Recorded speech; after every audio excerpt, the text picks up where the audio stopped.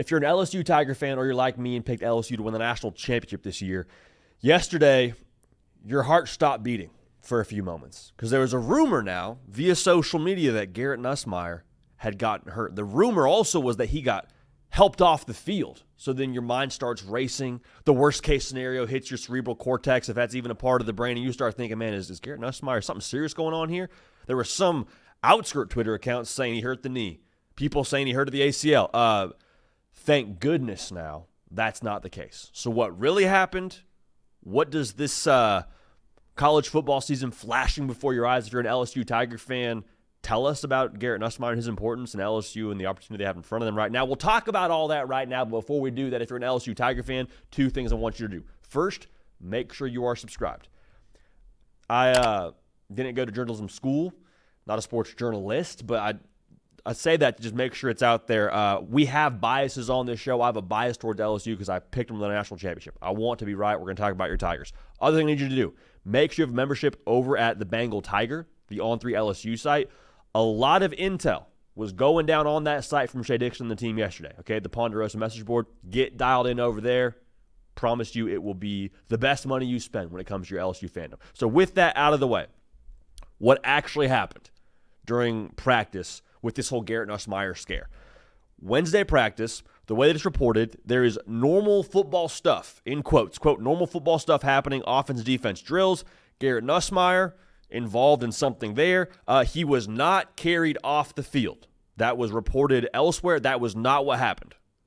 From the Bengal Tiger, he walked off under his own power. Brian Kelly's like, Nuss, why don't you just chill for the rest of practice, dude? We know what you are. We know what you're going to be this year. We don't need you doing anything funky on a Wednesday practice during fall camp. So he sits out the rest of that practice. It's also reported by multiple sources it was strictly precautionary for him to sit out the rest of practice. Bottom line, he's good.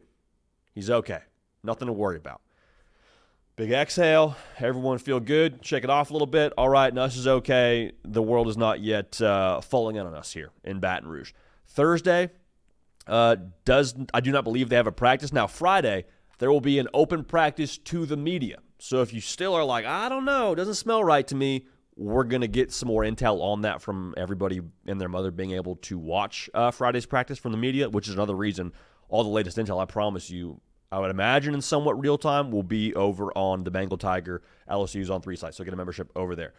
So as we came down from this emotional confusion and highly intense moment from Garrett Nussmeier and potentially being available or not available for the 2025 season, I think it's important to take a step back and kind of analyze why there was so much panic. There was so much panic because if you're an LSU fan, if you're a college football fan tracking this whole thing, the opportunity in front of LSU is directly tied to Garrett Nussmeier. You don't bring back a lot on the offensive line. I mean, the defense you think is going to be better because it's Blake Baker and it's year 2 and there's still a lot of personnel over there you feel excited about. But a lot of your excitement for 2025 is tied to the opportunity of the reality that you have the most proven thing in college football, especially in the SEC, at quarterback in a season now and in a world where everyone else, it feels like, that's usually a contender, is trying to figure out what they have at quarterback. And us as college football fans trying to figure out what Arch is going to be at Texas and trying to figure out what Lagway's going to be at Florida and what's Georgia doing with Gunnar Stockton and Alabama. Like, you see what I'm saying? There's a lot of question marks across college football, especially the SEC. You're not questioning that at LSU. And so I think it was, in a sadistic sort of way, sort of revealing, to me at least, as to how much confidence there is and should be at LSU tied to a one Garrett Nussmeier, okay? Now, I think it's also important to double down on this idea.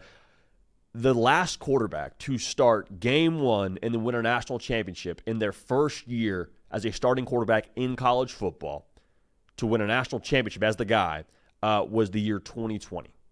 Mac Jones did it at Alabama. That was the COVID year, 14 playoffs. So if you put the asterisk next to it, more power to you. The last time before that was 2018 when Trevor Lawrence didn't actually start game 1, I don't believe, but played the entire season, was your starter for the national championship game, won it for Clemson his first year as a starter in college football. This is not including the transfer portal where you have Will Howard come in and start for a year at Ohio State. He played a lot of college football before that. The point I'm getting to here is if a first-year guy in a Ty Simpson or an Arch Manning or a Gunnar Stockton goes wire to wire and leads their respective team to a national championship, it wouldn't be all that surprising based on the roster talent around them. It'd be surprising based on the quarterback.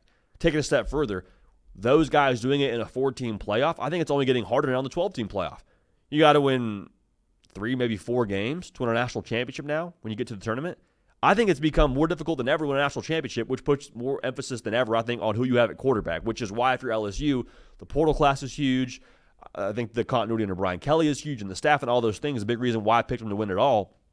But it all starts at the quarterback position for LSU, all of it. And so as we move into this 2025 season, I think it's going to be a really interesting test of our theory of, okay, if you have continuity at quarterback, can you plug them into a roster that you soup up via the portal and have continuity at the coordinator position and go win a national championship? Is it truly that specific to the quarterback? That's the theory that we're testing. Because if that's it, I mean, you're going to see, I think, a lot of teams follow this blueprint from LSU and say, okay, we got our guy back. We got Arch back for another year. We got Stockton back for another year, however this whole thing plays out.